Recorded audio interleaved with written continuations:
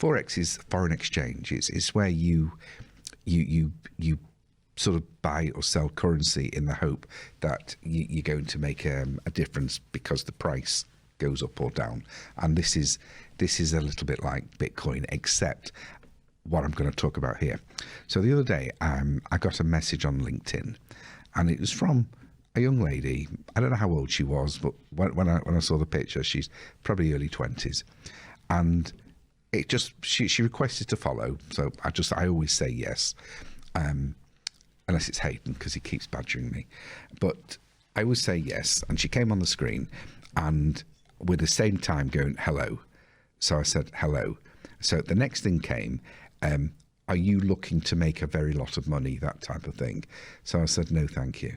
And then I blocked her, because what these guys are doing is that they're coming along, and they're not selling Forex. They're selling courses and they're telling you that within a few months you're going to make hundreds of thousands of pounds and beyond.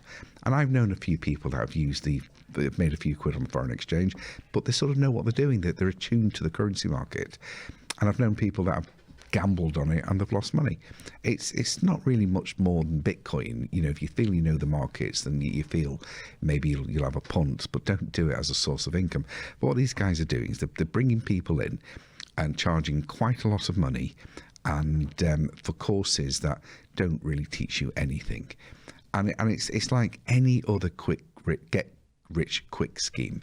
It pulls in, at worst case scenario, vulnerable people. But on this show, you're not going to get vulnerable people. You're going to get greedy, snowflakey, entitled people that are looking for an easy answer. So if you've got a business, you tend to be a bit more practical, and you don't really fall for these scams. So do be aware though that anything that shows easy money quickly, it's a scam. It really is. And just don't even get into conversations with them. You know, I mean, England's now one of the biggest banking fraud countries in the world. It's so many opportunists in the banking fraud are working from England or finding a lot of victims in England. And Forex isn't quite the scam. It's not a blatant scam. It's a draw you in scam. It's like multi-level marketing. It's like promising you things that are just too good to be true. And if it's too good to be true, seems it, just back away from it. Unless you really know what you're doing, you're not going to make money very much. So take that money in the courses or whatever they're flogging you and go and invest it in yourself. Go and study something that you can control. Does that make sense for you? Yes, I agree. Do you agree? Have you ever been a victim of any of this nonsense? Possibly when I was younger, but I don't particularly remember, to be honest. No. I mean, there's one thing, but I'm not going to talk about it on air. I've been drawn into a couple of these things by people who are sort of friends or I thought were respectable business people, and they've invited me to some of these types of meetings to give authenticity to what they're plugging.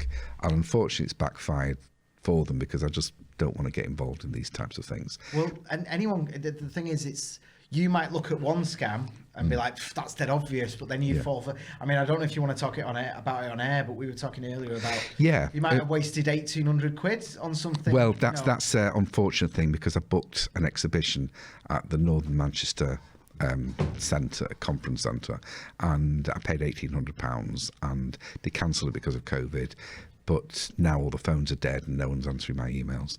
So I'm not sure whether that's a scam or whether that's just an unfortunate casualty of the COVID situation.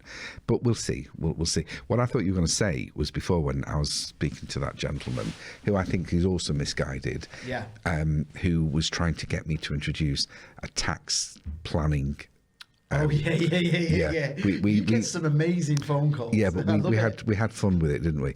He was trying to get me to introduce clients to a situation where you would pay them X amount of money for some sort of advertising, and then they would give you back 80% of it in your back pocket, but you could claim the 500. Sorry, you could claim the full 100% as a taxable expense. And I thought, oh God, you're not really telling me this, are you?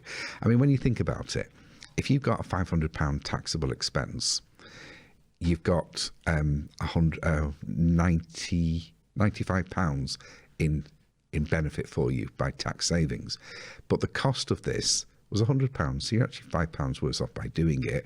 And I'm sure at some point the taxman would come knocking. So I'm always, even if it's legitimate, even if it's got some validity to it, I'm not one of these people that like to encourage these types of schemes.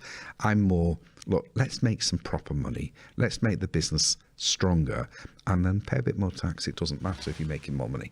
Thank you for watching. I hope you enjoyed that. If you want to carry on watching, we've got loads of videos all around us.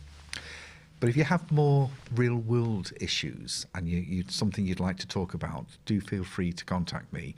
Just go to my website, stephenenglander.co.uk, fill in the form, tell me what it is roughly you want to talk about, and I'll be in touch. Thank you.